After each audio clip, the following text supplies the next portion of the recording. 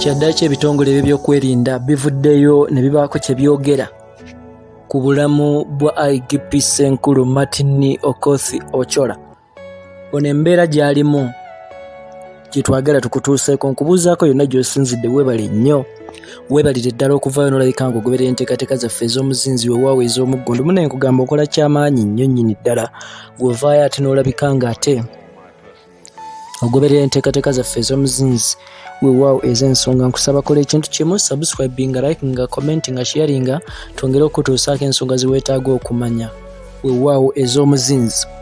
Kaakati wakati nga bannansi babadde bagenda mu maaso okulabika nga boogera kino ne kiri ku bulamu bwa Inspector General of Police gw'omanyi obulungi omukulu OCHOLA, bassebo ne bannyabo ebitongole ebyo by'okwerinda kyaddaaki bimaze ne bivaayo okubaako embalirira gye biwa ekikwatagana ku bulamu bwe gwa mpuliriza naawe ndaba yonna gy'osinzidde. Mpozi okuwaako oba okujjukizaako ku previous information on IGP bukyanga mumyuka waafa gw'omanyi obulungi Major General Paul Rokeki eyavaayo n'alabika ng'afa gye buvuddeko. Mbagirawo nga IGP amaze okulabika ng'afuna amawulire g'okufa kw'omumyuka we, bassebo ne bannyabo kino kyamukuba walero obulamu bwe ne kibuteeka mu mbeera etali nnungi. Kati bukya Rokeki afa, General Rokeki, ono IGP OCHOLA gwe ŋŋamba tannavaayo n'alabikako publicly ng'aliko emirimu gy'akola emitongole egyo egiri official oba egyamuweesa omulimu gy'ateekeddwa okulabika ng'akola gwa mpuliriza naawe ndaba.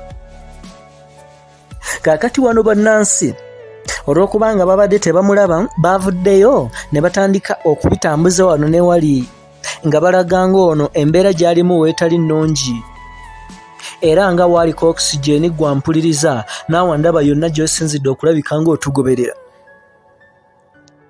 Kati mbagirawo nga gamaze okulabika nga gabungeeta wano ne wali nga galaga ng'ono waaliko oxygen nga waaliko ekikuba mukono. Omwogezi wa poliisi ya kuno gw'omanyi obulungi afande Fred Enanga avuddeyo n'ekiwandiiko nnamutayiika ekisambajja bino ebyogerwa gwa mpuliriza naawe ndaba ku mukulu Ssaabapoliisi OCHOLA. Mu kiwandiiko kye tufunyeeko copy, of course producer wange kyali okukulagako awo, Enanga ategeezezza nti nno basambajja ebigambo ebyogerwa nga biraga nga Ssaabapoliisi OCHOLA Martin OCHOLA waaliko oxygen n'agamba nti bino si bituufu.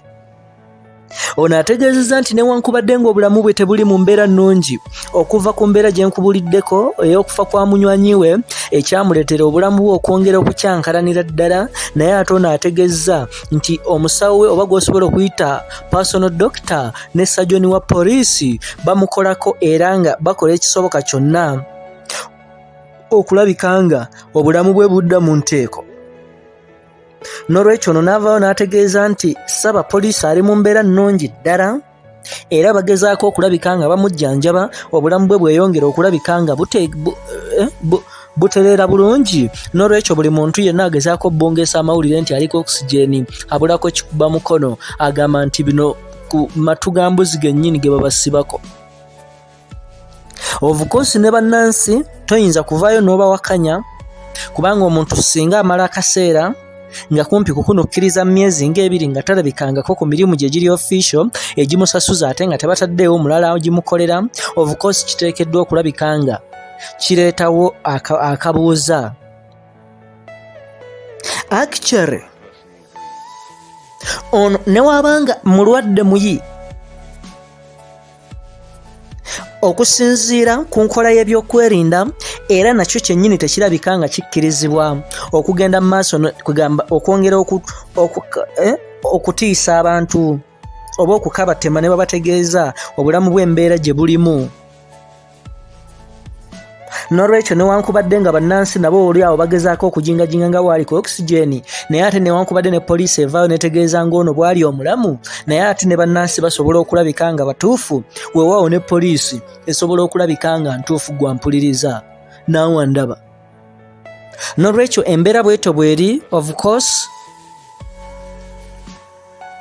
agava mu nsonda galaga ng'ono embeera gy'alimu si nnungi, ate agava mu bakulu ab'ebyokwerinda bo bassebo ne bannyabo balaga ng'omukulu ali bulungi.